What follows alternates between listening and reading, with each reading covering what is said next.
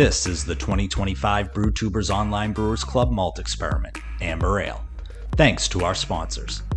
5 Star Chemicals. Check out their new online straight-to-consumer homebrew shop where you can buy everything from Star San and line cleaner to the new liquid PBW that can be used at temperatures as low as 58 degrees Fahrenheit.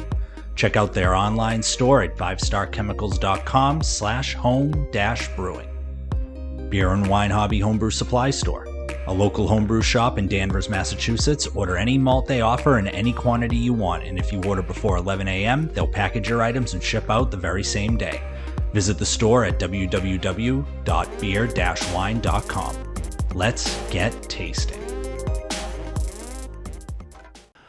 Welcome back to another episode of Brewtubers 2025 Specialty Malt Experiment. Today we'll be reviewing Exit 12.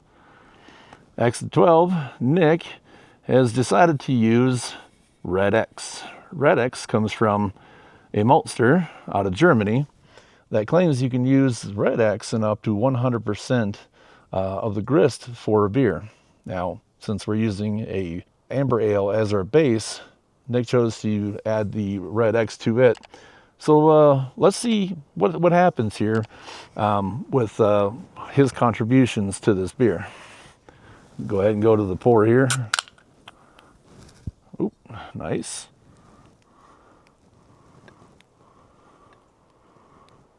Here we go. Looking good.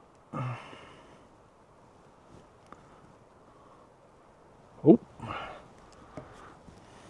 Things are getting a little excited up here in the mountains.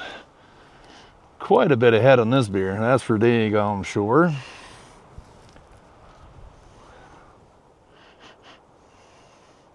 Now, I might have just messed this one up a little bit because, well, it's kind of windy up here. You may or may not notice it in my beard. Hopefully the microphone's doing good on cutting that out, but that's not helping when I'm trying to pour and the wind's whipping around and making things foam up. But definitely a very lively beer. Absolutely clear. And that thing just is looking great.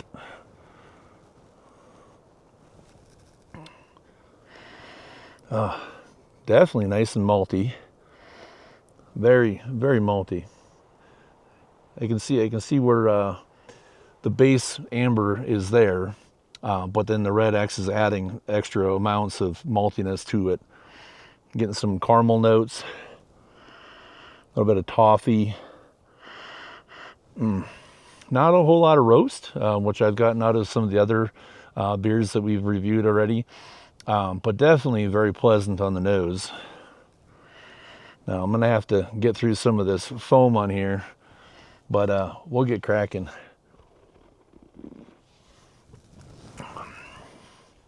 All right.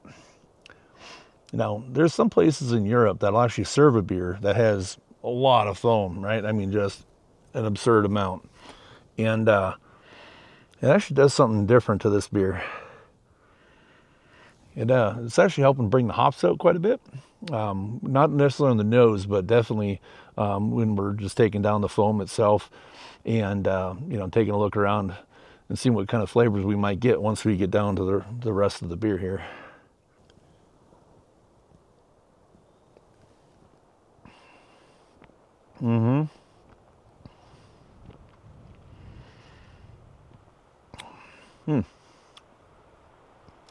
Very interesting. Now we've gotten down through some of that foam, getting a very nice, very well balanced amber ale out of this one. The hops are playing nice, kind of cleans up the palate. When you're first getting in there, definitely getting that maltiness, a little bit of the caramel sweetness that a lot of these ambers are bringing to the table. Not getting any toastiness really, maybe just a slight tinge. But like I said, with the Red X in there and this base amber recipe and the layering of the hops in there, I mean, it's very well executed. Outstanding job, Nick. Definitely gonna finish this beer. Well, whatever I can manage to muster out of here without turning it into a complete foam bomb. But part of that's on me, and I'll apologize, Nick. Unfortunately, I only got one can in my box. So some of these pours have been great as far as, executing them. Obviously today is just not my day. No fault of yours. That's just on me. Now, with all that said, with a great beer like this, coming off, like I said, just a little bit of a nice malt bomb, coming in nice and clean and crisp with those hops coming in the background, cleaning off the palate, cleaning things up, and, well, it makes you want to drink more. So hold on a second.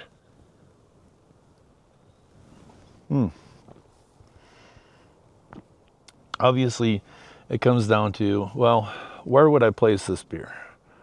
Where in the lineup would I go? Let me think about this while I pour out the rest of the can of beer here. Let's think about this. Like I said, it's very, very well executed.